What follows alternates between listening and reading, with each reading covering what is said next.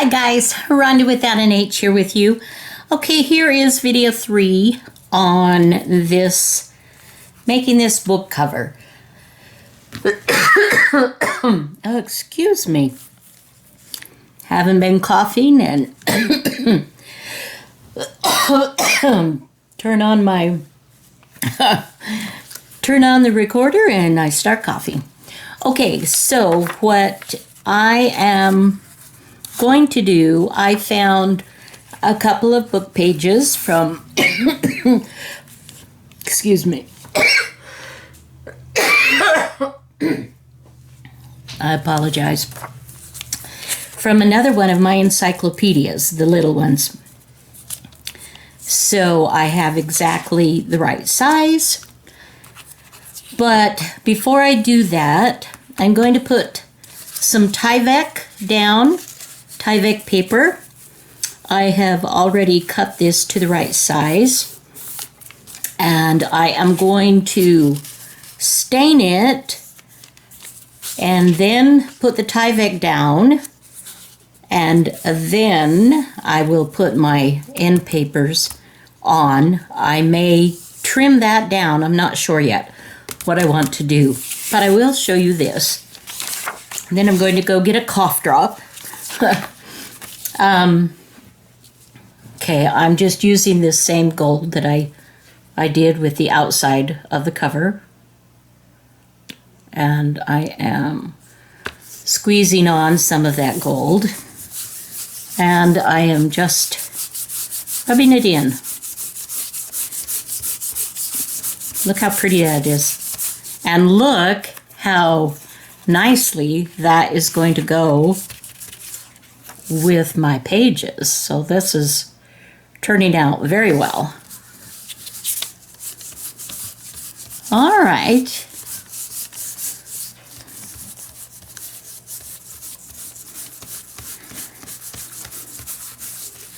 Now you can use whatever type of adhesive you want to use.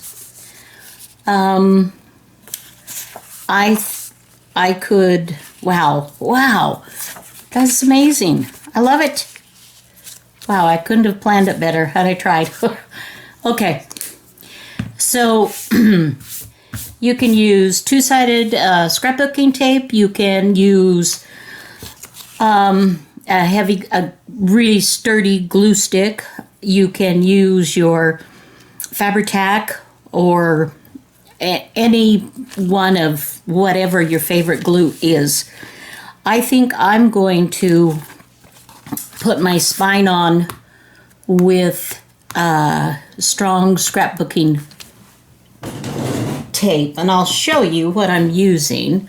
I bought this off the internet, and this is, you put this down and then it's real sticky, and you pull off the other side and then it glues, so it glues down, and then whatever you're putting over it, it glues to that too. So I will go ahead and do that and glue down my papers, and we'll see where we go from there. All right. I do want to show you one thing here. So you can see I've put the Tyvek down, and I used the double-sided tape.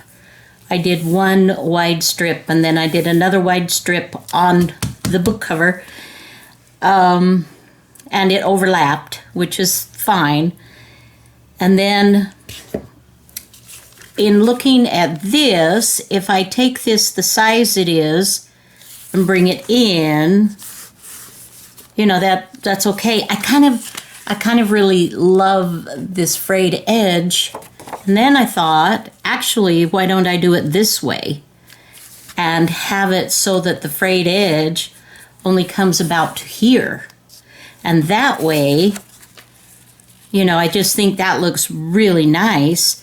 So instead, I'm going to trim off my straight edge, and as I measure that, that's about 1/4 of an inch, maybe 3/8 of an inch. let's see.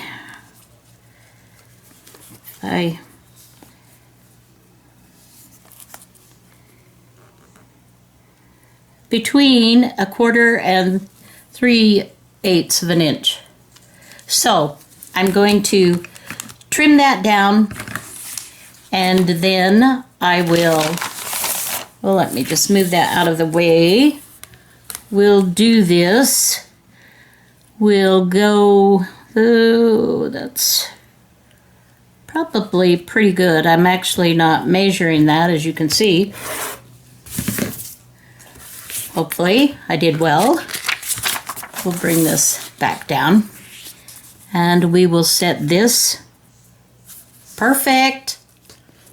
It lies perfectly on top of the other, and all that fuss and bother about trying to be so careful here. Duh. So much nicer. So I'll do the same thing over here. I will tack these down with the double-sided tape as well, and then we will put our signatures in this. All right.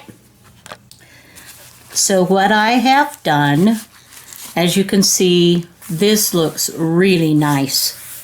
I'm absolutely loving the way this feathers onto the Tyvek paper, and I have used my scrapbooking tape, and I also, what I did, I used my art glitter glue for the very feathered parts, because obviously the Tyvek is in a straight glue line and I don't want sticky parts popping up, so I use the art glitter glue with the fine tip so that I could get in all those smart little places. All right. So as I see it, I have this flush, and you can see I have just about 1/4 of an inch. And to do this Midori style, I honestly need about 1/2 an inch or so that I can put my eyelets above and below and have these slip in. So this one I'm going to go ahead and do the normal stitching in. I'm going to use a 3-hole pamphlet stitch. And because I don't want an alligator mouth with this book, because this is, you know, this is plain Jane. I love them, but it's plain Jane. And somebody adds a little bit of art and writing and a picture or two or a pocket and, you know, slip something in, then pretty soon, it's going to be like this, and you can't close it. And I like the way it looks when it can close. So these are all the same. So I'm just going to take one away, and I'm going to measure and give myself a guide so I can do the 3 in there, so it will be kind of narrow here and fatter at the back. But that's great because it gives a person room to work with it and to grow. And I did, this is just cool just sitting here. Really like this. Wow. Who knew? And I'm loving this. All right, guys. So I'm going to go ahead and do that. This is not a video on a pamphlet stitch. There are many out there, but basically you're putting 3 holes of equal distance, or try to keep it equal. If you measure, you can get it equal. And 3 signatures. So I will do that, and I will show you this when it's all done. First, I'm going to just glance through, and I will do that with you before I stitch these in so that we see, and I'll decide if I'm going to add anything more. This is coffee filter paper that's been ironed out. This has been coffee dyed deli paper. the encyclopedia pages. This, of course, flips up. Glassine. Oh! And yes, you can write on glassine, but it has to be something different than a ballpoint pen. Okay. I'll just kind of shut up here a little bit.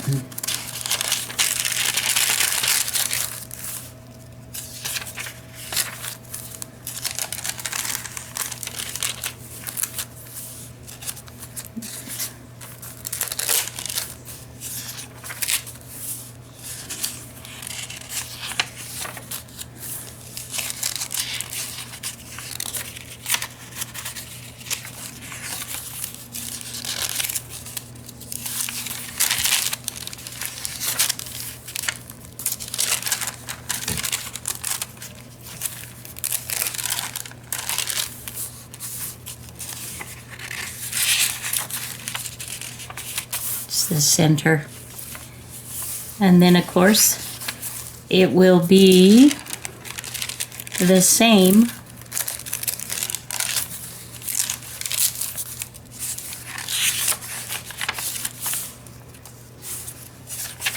on the other side.